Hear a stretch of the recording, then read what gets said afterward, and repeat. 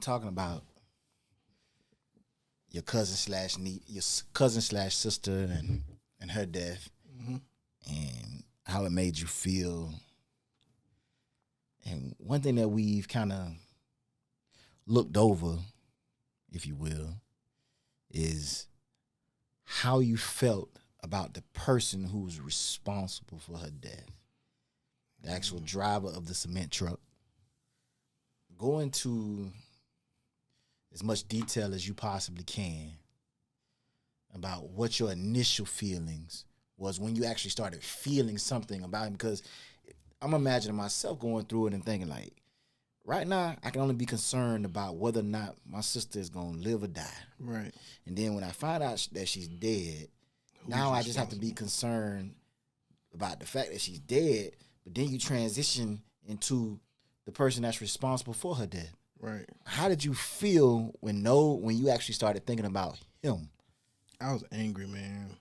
I wanted to find him. I wanted to, the thoughts was going through my head, but like, bro, I felt like, at first he could be lying. Maybe that's just a escape for him to dodge charges and all that other stuff. Maybe he didn't fall asleep. You know what I mean? I got all these other things that's going in my head. And I know it was probably like one of a million things that you thought. But if he wasn't drunk, what were some of the things that was running through your head that could possibly have been the real truth? That he was either texting, or he wasn't even paying attention, or he was just driving recklessly. Yeah, just acting a fool and happened to do that. And I never believed the driving drowsy, for a while, and that's because I was in my feelings. It can't be like quit. Don't. If this is what you did, be a man about it. Yeah. And at this point, bro, I had rage. Like, I need to find out who this cat is. Who is this guy? Like, where does he live at? And that was what I wanted him to pay for killing my sister. How deep did you go into trying to figure out who this person was? I was trying to find a name. Like who? Like, y'all didn't tell me what the guy name is. Where does he live at? What does he do? And eventually all of that came to me. I think he came to the hospital. He came to the hospital because he was injured himself? Yeah. Okay. Because you got you got to, if a person falls, usually if you have a head injury, you're going to fall asleep. Right. So, or something like that. So they're trying to rule out that he didn't have a head injury. Like a concussion or something. Yeah, concussion or something that could have made why. Because he was falling asleep. Right. He fell asleep in the police car, like while he was in the back seat. That's what I was told. I don't know the validity of that, but I was just thinking that, man, he's making up an excuse, and y'all need to do your job and really research what's going on with him. And I'm not sure. I don't know what through the investigation how they was able to determine that he just not just based off what he said, but I'm not sure if they did a toxicology report or anything like this. I don't know what they did with him, because you can't really do an effective DUI investigation, because if a person hit their head, they discombobulated. So as far as nystagmus and all of that other stuff, right? Of course, so you would have to depend on blood. Yeah, I'm not sure if they got that. I'm not sure. Hopefully they did.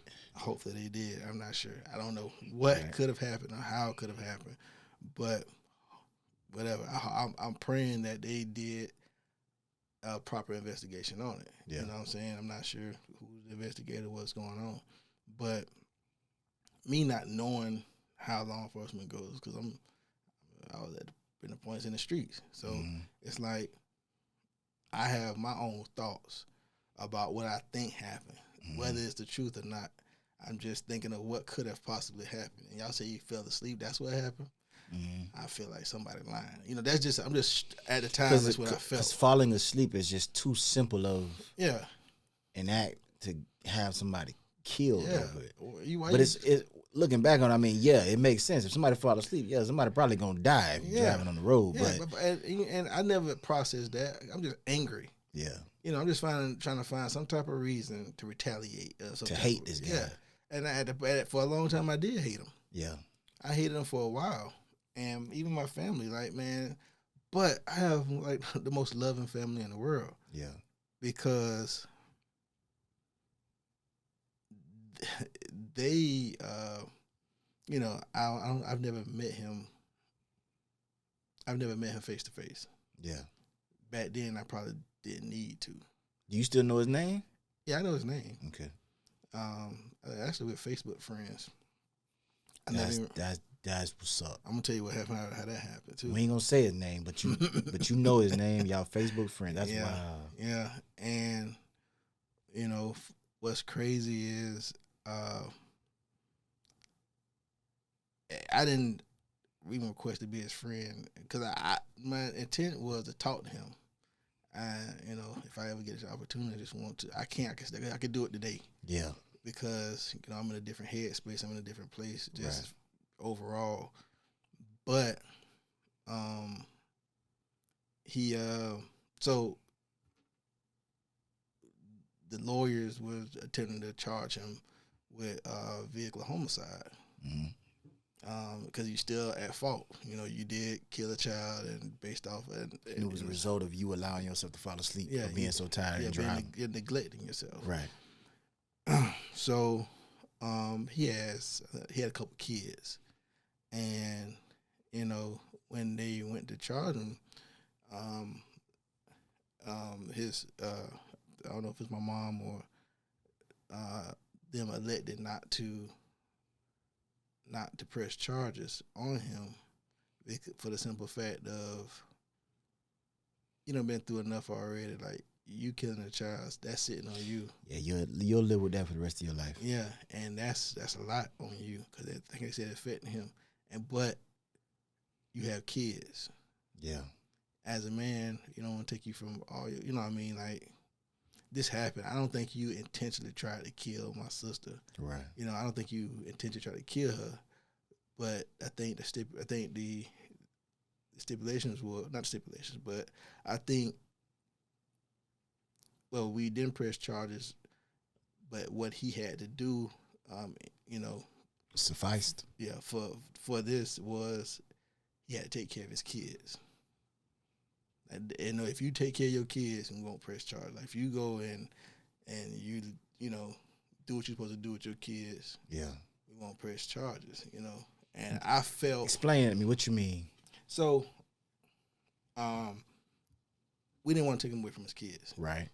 We know what happened, and we knew that tragedy was enough, so we had compassion for him. Mm-hmm. Even though this happened, but we had compassion because he had, I don't know how many, I think he had 3 or 4 kids. Right. And it was like you went through this, and this is already tragedy. It's already that's enough affecting you, right? But we didn't want to take you away from your kids, from your own children, because they suffer. So if you take care of your kids, if you be the father you're supposed to be, and make sure you from this point on, that's gonna be that's the only thing. That's all we ask of you. Yeah, that's all we ask for in exchange for. Be there for your children. Be there for your children. And I felt, and that's just the type of people my family are. That's the type of people we are as a family. That's big because you overlook the tragedy. As far as the anger, yeah, it's there. Right. But you gotta look at the bigger picture. You know, my family is a loving family. Y'all a God-fearing family. God-fearing. That's where that love comes from. Yeah, and I don't think anybody else would have done this. Right. And I was kind of shocked when it happened, but I understood because I put myself in his shoes. Right. If I was him. If I was him, and it happened to me, and I have kids, and already I didn't intend to kill it. Like I said, I'm pretty sure his intent was not to kill my sister. His intent was not to crash into a bus. Yeah, I'm not. He's not. I didn't think he was that type of person. Like I really didn't know him, but I would hope and pray that I see a bus finna run to the back of it and kill kids. I don't think that was it. And then the fact that I think his family was speaking of him as a father. Right. So me being as a father and this happened, this is gonna kill me. Like, this is hurting me. But at the same time, my kids are affected either way. You know what I'm saying? Because I'm pretty sure September 5th, he got to relive all that again. Right. Every September 5th. Yeah, that's hard. Yeah. So we took all that in consideration. And Yeah. we didn't press charges on him. And that's just what it was. We didn't take him away from his kids. I don't know what kind of father he is to his kids, but at the same time, one day I'll hopefully have a talk with him, and it's not going to be nothing, just it'll bring a little closure to me. Now, is this a white guy, black guy, black guy? How old was he when this happened? Do you know? We might have been that same age. I don't know. He might be a little older than me. I don't know. What, you 36? Yeah. So at the time, how old were you? 2008. 2008, how old was I? 23? 24? I might have been like 25. So he was about 24, 25? Yeah. And he was around that same age? And maybe even older. So he was probably anywhere between 25 and 28 years old. 25, maybe 30. Okay. Give or take. Maybe. So he was a young black guy. Right. Who was working, trying to make a living, earn a living. Yeah. Trying to take care of his family. Right. Not out here doing nothing wrong. No. Working. As far as I know. Right, as far as we know, right? Yeah. He was out there trying to earn an honest living. Yeah. He was tired. Right. Yeah, and then he could have been tired. Like, right, he could have. Everything right, he said could have happened, bro. Right. So, who am I to say it didn't happen? What if it did happen? And this man, you just, like I say, if you working that long, I know what I've done for the sake of my kids to make sure they have. Right. I know how many hours you done put in for work, so why wouldn't another man do the same? Right. You never know his situation. You never knew if this man had bills that needed to be paid, and I got to work these hours. How many kids he say he had? I don't know, maybe 3 or 4. So, if you're a black man in this country today, and you got 3 or 4 kids, yeah, you need to be working some long hours. Yeah. Probably, yeah. Yeah, and driving a cement truck. You just never know his situation, bro. Right. And who's to say? Like, and as a man, I've had times those were the reasons why I drove Drowsy. That's tough, man. You kill my sister because of your negligence. You kill my sister because of your negligence. Mm-hmm. And I'm supposed to forgive you. That's tough. That's tough. But y'all was able to do that. Right. But you know what, though? Even though y'all was able to forgive, that doesn't erase the pain y'all feel, though. We forgive, but we didn't forget. Right. You can't forget. Out of all of them, and this is how I judge anything I go through today. Mm-hmm. If I was able to get through that being the worst thing, if what you do to me or whatever happens don't compare to that or even greater than that, I can get over it. I can get over it. You've experienced like the worst. The worst you can feel, man. And people think and people understand. Like sometimes I'm stoic to things like that don't bother me. Like I'm not gonna let that bother me because it don't compare to this. I got over this. Yeah. If I could get over this, I could get over this small stuff mean nothing. This small any other hurdle that's put before you, you know that you can jump because you've experienced a hurdle higher than any other hurdle. Right. And with me having kids, there's a little level of PTSD. Mm-hmm. And I'm going to tell you why. Yeah. Because her leaving that morning, I was expecting for her to come back home. Yep. There was no reason for her not to come home. Right. And the day is normal. Everything is going as planned. It was probably a beautiful day. Beautiful day. Nothing. It's not raining. It's nothing going on. It's a beautiful day. With no full moon. So for the longest, it was points when my kids had to ride a bus, and I wouldn't let them. Yeah. Like I was terrified of buses. So even my kids, I would make the sacrifice and come home and take them to school and things like that just for the sake of them having to ride a bus. That's real, man. PTSD is real. Yeah. Or when I drop them off to school. Some of my kids don't live with me. Yeah. So when I drop them off to their mom's house, man, I go through that like, hey, man, mom get them 2 weeks, I get them 2 weeks, or whatever. You know what I'm saying? So I'm like, man, I hope nothing happened these 2. I say this every single time I drop them off. Yeah. Because you don't, and then if my kids call me and it's like, Dad, I want to come over. I want you to come pick me up. I do it. I stop what I do because you just never know, and it's just the PTSD from that. Like from that point on, like you never know if you say no, something's gonna happen, and now you should have said yeah. Right. You know what I'm saying? And it all stems from that, and I can't help it. Like that's just who I am. Right. It made me love on my kids 100 times more. Yeah. You know what I'm saying? The time that I spend with my kids is precious now because the time that I thought I was able to spend with my sister, I can't do that no more. Right. No matter how much I try. Right. So at this point, you value every moment, every time with our kids now because you just never know what could happen, man. Right. There's parents whose kids who have lost kids recently. Yeah. You know, they weren't expecting their kids not to come home. Right. You know, they're not expecting their kids not to they expect everything to go the same way every day. And the thing about it is some people take for granted time with kids. The time when they have with their kids. That they have with their kids. You don't understand that. Some people, all people, really. Yeah, because nowadays they give the kids little games and iPads and stuff. You tell them to go be a kid. Yeah, go do this and go do that. Go do that. Mom, I want to do this. Get out my face. You know, certain things like that. But until you lose one, you'll never understand the value of time. But it'll never happen to me though, James. It will. Who says? Right. You don't know that. Yeah, you don't know that. Right. You cannot say that because I said that like, oh, sis coming home tonight. You know, right. I had plans for her that weekend. Like every Friday, my dad has what called a movie night with her. Yeah. This was Friday, so he was expecting that night to have plans. He never planned anything on it because that was her night. What a movie night consisted of? A movie, taking her to the movies, popcorn, and all the other stuff, and spending time with her and spoiling her. Yeah. Every Friday. That's what my dad did to her.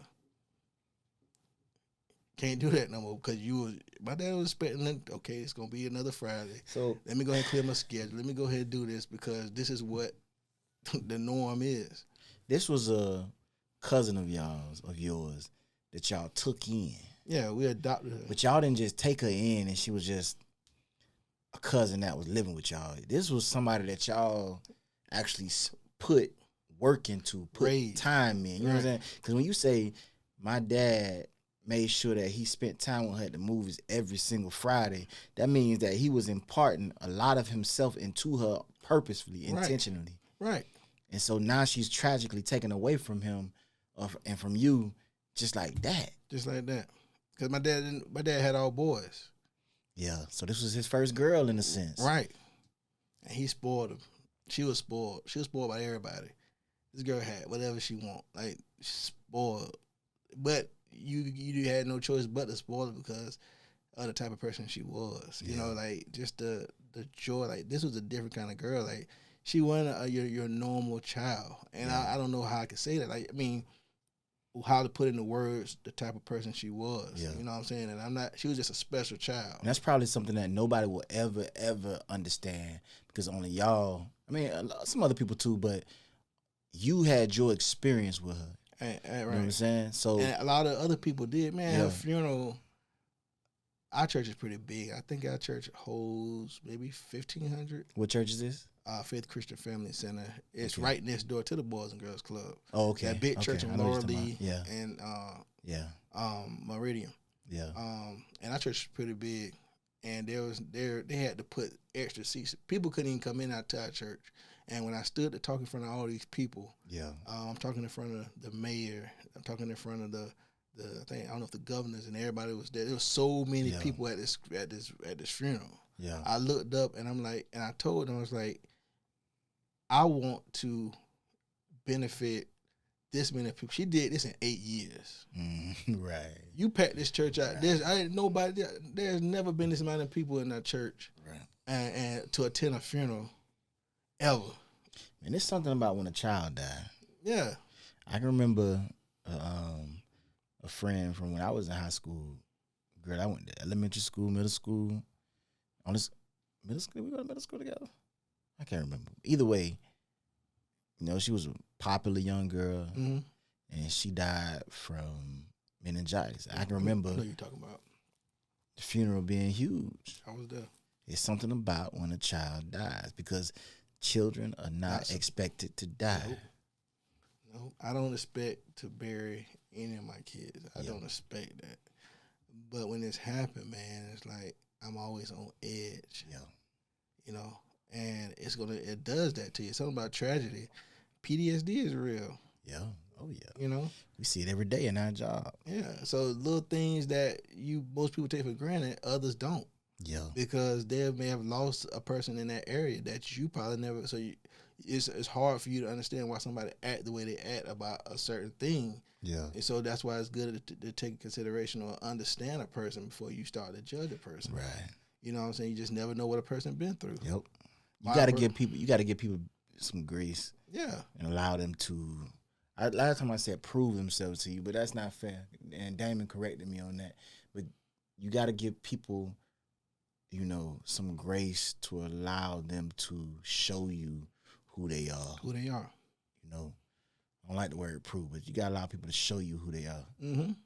And the thing about it is, like, you can't judge this crackhead. What if this man, you don't know his struggle. You don't know how he got to that point. Yeah, you just never know what pushed this guy to this point. Yeah. You know, I don't judge people. Like, I get to know people. Like, hey, you act a certain kind of way. Let's have a conversation. Yeah. You know, how's your mom? How did you grow up? And then you start to realize, like, well, geez. Yeah, if I would have went through that, I'd probably be a crackhead too. Exactly. Man, you know, I'm saying, but people witness death and they can't get over it. So sometimes they need something to take their mind off things. Right. And just because everybody have a drug of choice. Some people drug of choice might be cocaine. Somebody's drug of choice might be alcohol. Somebody's drug of choice might be pornography. Somebody's drug of choice may be just sitting in the house in the dark. You know, that's a drug. Hey, listen, all drugs they don't come white in a powdery form. Right. You know, it's not always a substance. You know what I'm saying? Some people drug could be, you know, fussing a lot, cussing a lot, you know, or just bad habits. Yep. You know, so you can't judge a person just because they act a certain kind of way. Yep. I want to understand what caused you. Yeah, what caused you to act this way? Right. In law enforcement, that's what makes, you know, a lot of people don't do that. Yeah. That's why I like to have a conversation. Right. You know, I need to understand you. I need to understand what is the purpose of why would you do this? Mm-hmm. You know what I'm saying? So let me talk to you real quick. Right. You know, and that's what made me effective as a police officer. Yeah, it's funny you said it because I'm saying, listen, bro, one of my favorite. One of the favorite things about being a cop for me is the opportunity to speak to all types of people. I speak to prostitutes, crackheads, millionaires, college students, poor people, middle class people, doctors, butchers. Yeah. Because every single demographic of people in this country got issues. Mm-hmm. Just because you, the lawyer, don't have issues, don't mean that your counterpart, who is also a lawyer, ain't got no issues. Come on, man. You know what I'm saying? We talk to every single demographic every single day. Mm-hmm. So who are we to judge? Yeah. Last night, I made contact with a guy. He had a disabled vehicle in the middle of Tennessee Street. Mm-hmm. And I never understood what he was doing because when I put up on the car, I think the wife was in there and the kids in the back. Yeah. So he apparently told her that he was going to, I think, Bill's bookstore to get some gas. Yeah. Bill's bookstore to get some gas. Yeah, not bookstore, but Bill's liquor store. No, not Bill's. Where is that? Right there, Copeland in Tennessee. Copeland, Tennessee. Oh, Mike's Beer Barn. Mike's Beer Barn. There it is. Yeah. I don't know where you get Bill's from. Mike's Beer Barns. So he goes there and he comes back with an empty jug. And so I was like, hey, you good? He's like, yeah, just putting gas in here. He opened up the gas tank and get the empty jug and was going in. So I'm like, Ain't okay. So you saying ain't no gas in the gas tank? In no the gas red jug. tank, ain't No, no it ain't gas even in the it. red tank, bro. It's a gallon jug, like a clear gallon jug. Oh, so you can see it. I can Ain't see nothing in Ain't it. nothing in there. So I said, okay. I can't wait to hear that. Go ahead. So I said, all right. Now my mind going. Okay, what am I dealing with right now? So I said, okay. Well, What kind of car was it? This is like a van, like a 1976 Ford van, one of them old vans. What did he look like? He was he looked like he probably did meth or something. All right, so I had to get a picture. Of what Yeah, we're he dealing looked like he looked like he was on something a little bit, All right. just based off his with. So actions. now he pouring. So you can tell that. So I don't know if he's trying to, because this is how I processed everything. This is what I was thinking. Maybe he's trying to, not let his wife or girlfriend that was in the seat, worry about things, and he's trying to make it look like he has money and he's getting the job done. Yeah. You know what I'm saying? So basically what he's trying to do is, I don't know if he told her, yeah, I got a lot of money in my pocket and I'm finna go help us get some gas to put it in, because he's going through the motions, but ain't nothing happening. So I see this. So I said, okay. So I was like, you good? He's like, yeah, I had to put some gas in there. So I was like, all right, cool. I'm gonna sit back and just block traffic. I'm gonna keep the lights on. Whatever. So he attempts to crank the car up. It don't crank. So I'm like, okay. And it sounds like it needs some gas. You can tell it's turned over. You know he just ain't putting none in there. Yeah. And I'm thinking like, okay, well maybe we just need a certain kind of gas or a certain way he do it, because it's an older vehicle. So maybe he has a trick that I don't know. People know they own cars. So like, maybe he have a trick that I don't know about. Right. So he gets back out and he's like, maybe I need some more gas. So I said, okay. So he goes back to Mike Beer Bar with the same jug. While my mind is going, I call one of my other officers. I'm like, hey, bro, go get the gas tank from the go get the gas can from the busing name, because I'm trying to figure out what's going on. There's no way you putting gas in there because you don't have a funnel, first off. Right. And you're just all the cars these days you need a funnel. And especially those cars back in the day. That's an old 1976. That's right. You said it was an old car. That's right. So he comes back with nothing again. A clear jug and nothing in it. But but he is going through the motions for everybody in his family in the car, because I'm thinking that he don't want them to see that I ain't got no money.